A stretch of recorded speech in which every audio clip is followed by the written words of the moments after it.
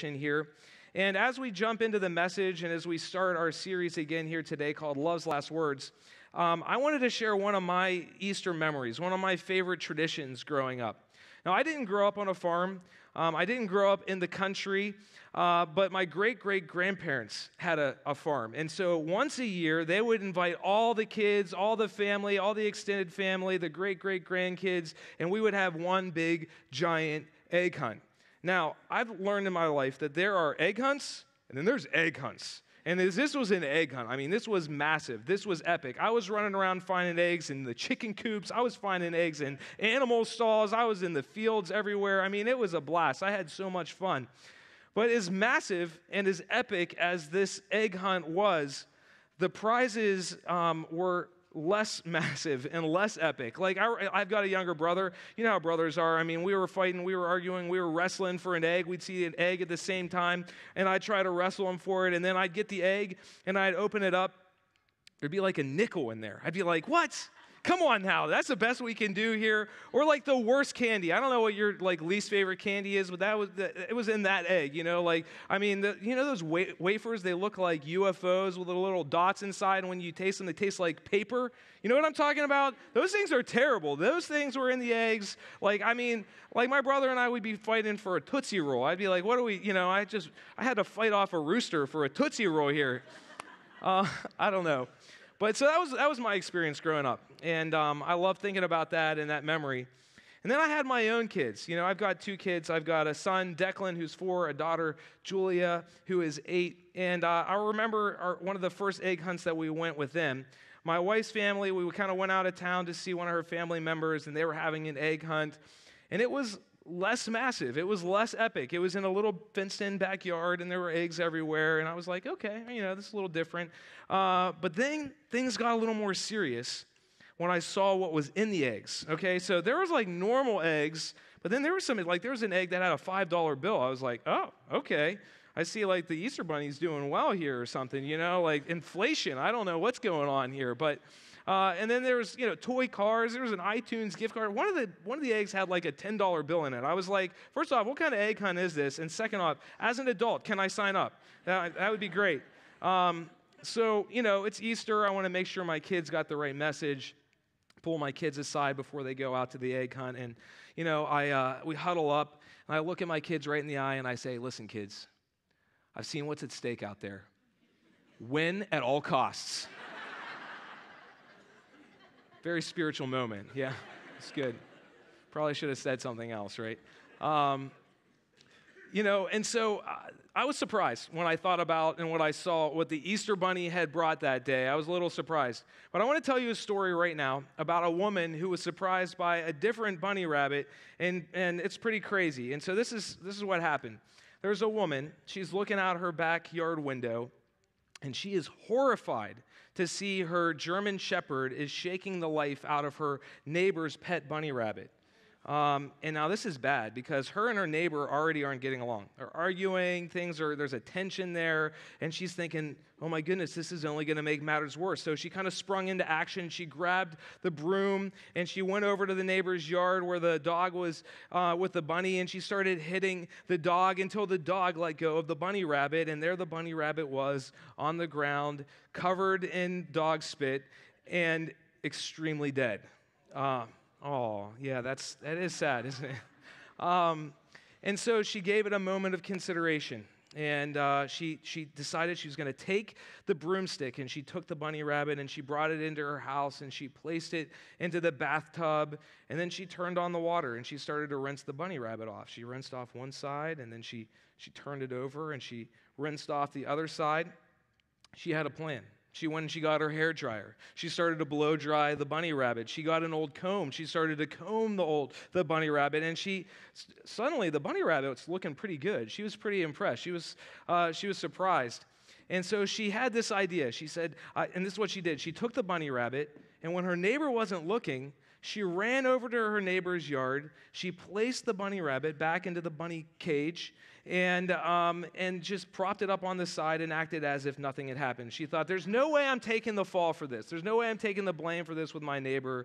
I'm just going to pretend like this didn't happen. And so she goes back to her house, and she starts kind of getting into chores and going about her business. And about an hour later, she hears her neighbor scream at the top of her lungs. And so the woman runs outside and acts innocent, kind of pretends she doesn't know what's going on, and she says, "Oh, what's happening?" And the neighbor sprints to the fence, screaming, and kind of blurts out, and she says, my rabbit. We buried it 2 weeks ago, and now he's back."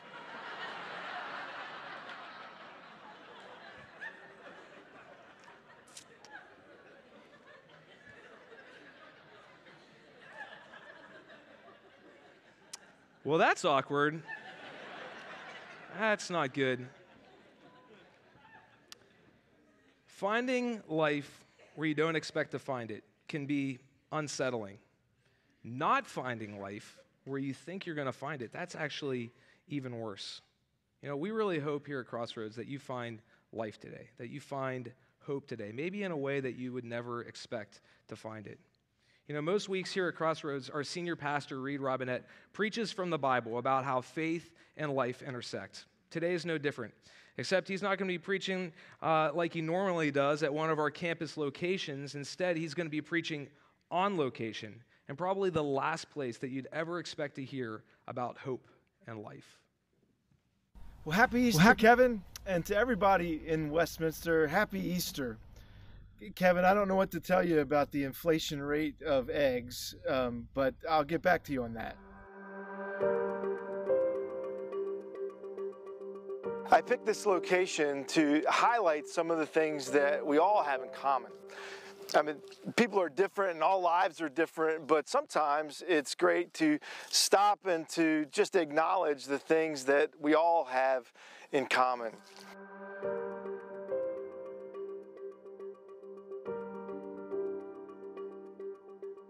So, as different as the Wilhelms are from the Thompsons, and as different as your life is from mine, there are some things that they and we have in common.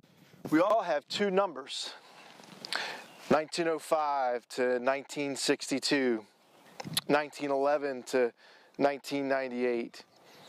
And we don't get to pick either one of them, but we all have two numbers. Now, the first number is often one we celebrate. Maybe every year we celebrate these numbers. Well, maybe not so much in the middle of your life, but at the beginning and the end you celebrate it every year. But the second number is not a number that we celebrate. It's one we actually don't like to talk about very often. Now, you know, the fact that we don't like the last number doesn't make any difference. Anybody remember the "Now I Lay Me Down to Sleep" poem that you maybe learned when you were a kid? Maybe you didn't know that there was a second verse. It goes like this: "Our days are filled with trouble here, and life is but a span. Cruel death is always near, so frail a thing as man. Night, night, sweet dreams, sweetie." I just think that we have a picture of this second number that is avoided at all costs. But the truth is, we all have two numbers, and we don't get to pick either one of them.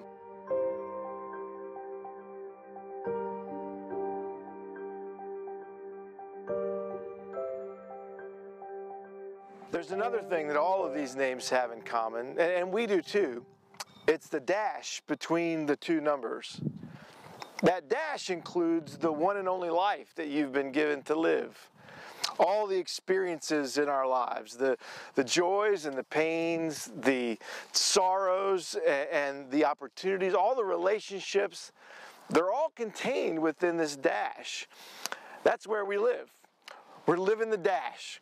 And in that life that we all have to live, there is an opportunity, one thing that we can't live without. There's a lot of things that our dashes are different, yours and mine. But the one thing that we all have in common is we can't live without hope. There's a lot of things we can live without, but hope is not one of them. So where do you find hope? I'm glad you asked. Follow me.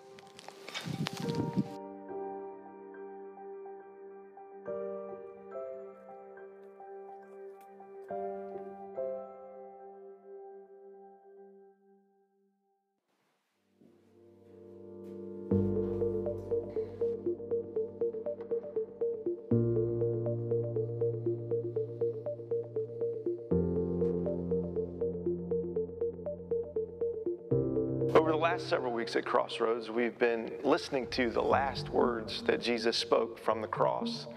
They give meaning and explain the purpose behind what was going on. It's not enough just to know that Jesus died. It's important to know why it matters for us. And these words, there are actually 7 phrases that Jesus spoke from the cross, explain the meaning of what was happening. And so today we want to look at the very last words that Jesus spoke. It was now about noon, and darkness came over the whole land until 3 p.m, for the sun stopped shining. And the curtain of the temple was torn in two. Jesus called out in a loud voice, "Father, into your hands I commit my spirit." When he had said this, he breathed his last. In those last words of Jesus, he tells us where to find hope and life. Maybe they're not where you think they're found, because it starts with darkness.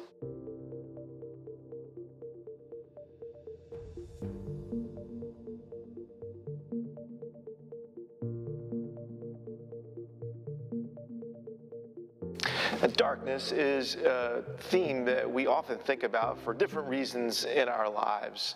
Maybe there's a time in your life, a relationship that was a dark time, or maybe it was an event that happened and you look back on that time in your life as a dark time, or gosh, maybe it's today that you're in a dark period in your life and you just can't figure out how to get out of it. We all have that from time to time. The good news of the cross is this, that you can find hope and life from darkness.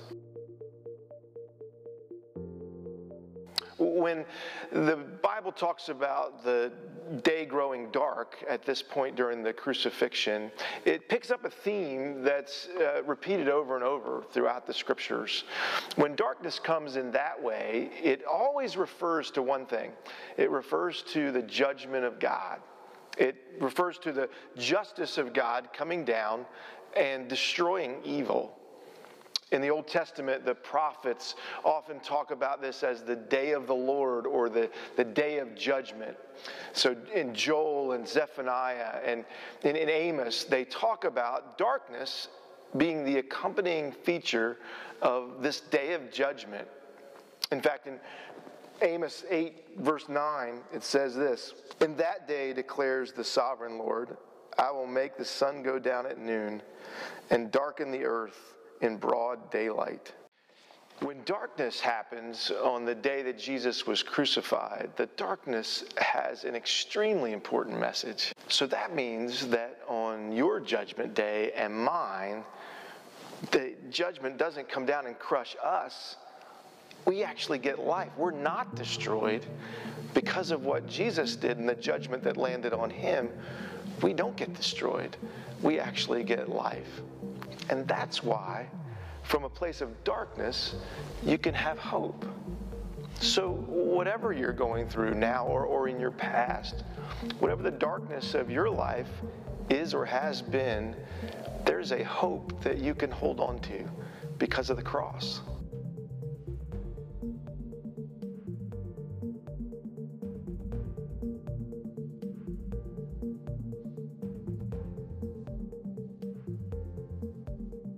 So hope starts with darkness. And then in verse 45, we read that it comes through the veil. Now, the veil was referring to a very specific part of the temple. The temple was the house that the Jewish people built to worship God. And before that, the tabernacle was used to support the sacrificial system that was in place in the Old Testament. That system was, like many religious systems, you would bring your sacrifice before God at the temple, and then you would hope that that sacrifice was sufficient, that it would appease God, that you would avoid God's wrath and receive his blessing. But like many religious systems, you never knew whether it was good enough or where you stood in terms of that process before God. And I think a lot of people feel like that they feel like there's a religious system and they don't know where they stand. Now, God's presence was sequestered. It was separated from the people who were coming to worship. His presence was considered to be in a place they called the Holy of Holies. And it contained an enormous curtain that separated God's presence from God's people. And maybe you feel like that. Maybe you feel like God is a million miles away. And try as you might, you try to please him and you're not sure if you are, but the one thing you're sure of is that he feels like he's somewhere out there and you'll never know whether you're going to close the gap or not. The good news of the cross is this, that hope comes even to people who feel like God is far away, is distant from them.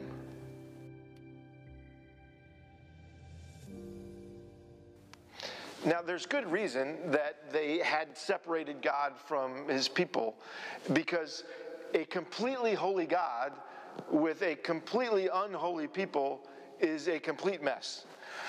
Think Indiana Jones and the Raiders of the Lost Ark. Remember, as the ark is open, the presence of God just annihilates people. So if God's power is that kind of power, then you want it behind a curtain, to be sure. But what happens on Easter is that this separation doesn't have to be there anymore, because remember, the judgment of God comes down not on us, but on Jesus. And so the scripture says that the veil was torn in two from top to bottom.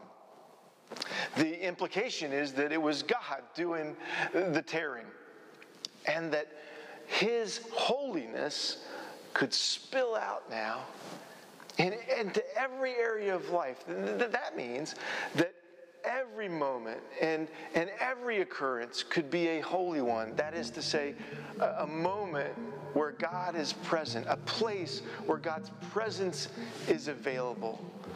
That's a hope you can hold on to. That means that wherever you are, God's presence is available. To the young parents who give all of their time and energy to care for little kids, God's presence is available in the back of the minivan with the chicken nuggets. To students who wear themselves out trying to earn the next grade, staying up all night writing papers or studying for an exam, calling home to say to mom and dad, I've changed my major again. God's presence is there too. God's presence is there for single folks who think that their dating life has been dead and buried, like out in the tombstones that we were just walking through. Whether it's at home or at work, the veil ripping means that God's presence is available to people, even to people like us who sometimes feel like God is at a distance, is sequestered from us. God came near that day. That is a hope that you can hold on to.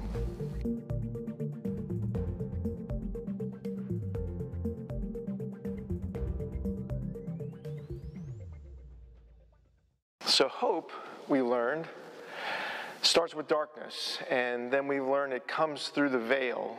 And finally, in verse 46, we learn that it rests in God's hand. When Jesus, in verse 46, says, Father, into your hands I commit my spirit, he's actually quoting from Psalm 31. Jesus is not giving up. He is handing over. And it makes all the difference. Let me read to you the verses in Psalm 31 that come just before the one that he quoted. In verse 3, it says this, Since you are my rock and my fortress, for the sake of your name, lead and guide me. Keep me free from the trap that is set for me, for you are my refuge. And then verse 5, into your hands I commit my spirit. Deliver me, Lord, my faithful God. Jesus is not giving up. He's handing over his spirit with his work completed. Now, he's not saying that this wasn't an ordeal. This wasn't torture. In fact, the Psalm says the same thing. Listen to these verses, 9, 10. Be merciful to me, Lord, for I am in distress. My eyes grow weak with sorrow. My soul and my body are filled with grief. My life is consumed by anguish, and my years are groaning. My strength fails because of my affliction, and my bones grow weak.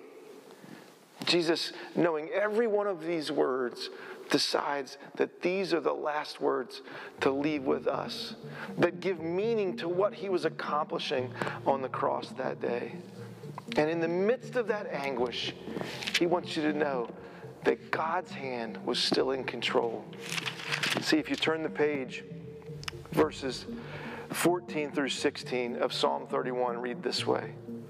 But even in the midst of all of that anguish, even from the cross, but I trust in you, Lord. I say, you are my God. My times are in your hands. Deliver me from the hands of my enemies, from those who persecute me. Let your face shine on your servant. Save me in your unfailing love. Jesus is not giving up. He's handing over his spirit into the powerful, sovereign hand of God. And the last verse of the psalm, be strong and take heart, all you who hope in the Lord. Jesus hands over his spirit into the hand of God. And in his last words, he wants you and I to know that there's one hand that was always in control.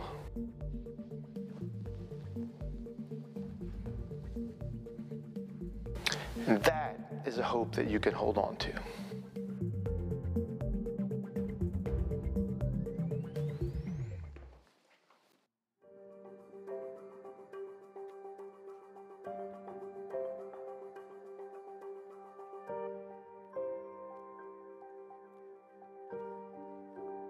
If you were to read the story of the crucifixion through in the Gospels, you would see that this term, handed over, was used over and over again. First, when Judas handed Jesus over to the chief priests, it says he was handed over. Then, when the chief priests handed Jesus over to Pilate for the trial, it says he was handed over. And then finally, when Pilate handed Jesus over to be crucified, he was handed over. Handed over. He was handed over. And then Jesus, in his last words, says, oh no, it was my hand. It was my hand that was in control the whole time. And now, there's one more handing over that has to be done. And that's in your hands.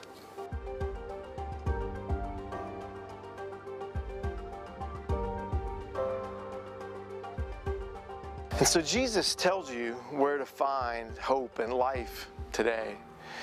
It's found when you hand over your life to him. This is so important to understand the meaning of the cross. See, the cross doesn't just give us a second chance. It wouldn't do us any good if it did. You and I, we don't need one more chance. We need one new life. And the definition of this word handed over is to hand over for safekeeping until it's needed again. And so Jesus says to his Father, Father, I hand over my spirit to you. Hold on to it because I'm going to need it in 3 days. And then he rises from the grave and he gets it back. And when you hand over your life to him, what he hands back is eternal life. A life that you can't lose. That is a hope that you can hold on to.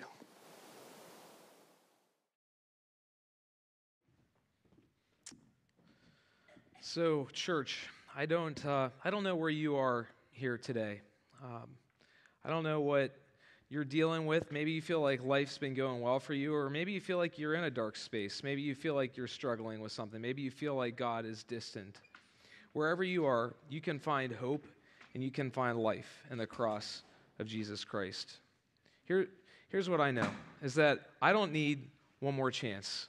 I need one new life. And that's the invitation that we want to give you here this morning.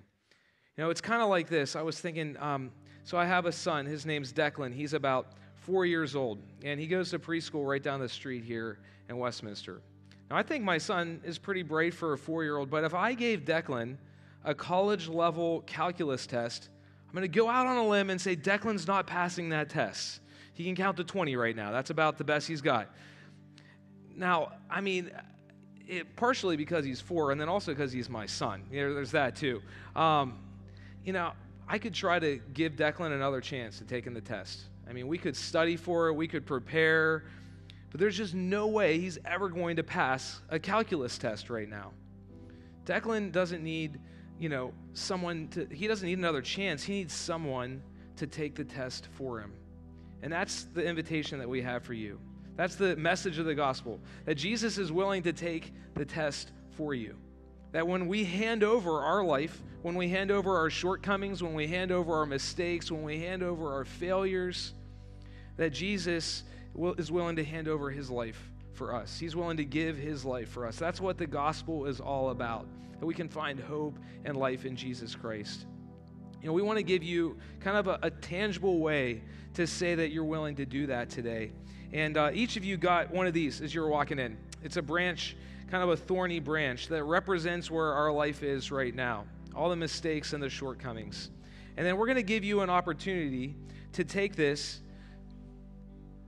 and exchange it for something beautiful, for a rose. Now, you know, there's nothing magic about this rose, right? But I think there's something important about this step that we're all going to take towards life right now. You know, all of us could use life and hope. And even if you aren't willing to make a decision to follow Jesus right now, we still want to invite you to come up. And maybe you're just going to take one step closer to Jesus in this moment. Or maybe you want to take a step towards life in this moment. So we're going to encourage you to take this and exchange it for this in just a second as the band plays. Just one piece of information as we do this. We're going to have 2 lines, one here in the middle right section and one here on the middle left section. You're going to come down this aisle right here. And then as you come back to your seat, you can come back through the center aisle or through the outside aisles, and that'll just allow us to keep people moving. So, right now, I'd encourage you to exchange this life for this life. So let's do that now.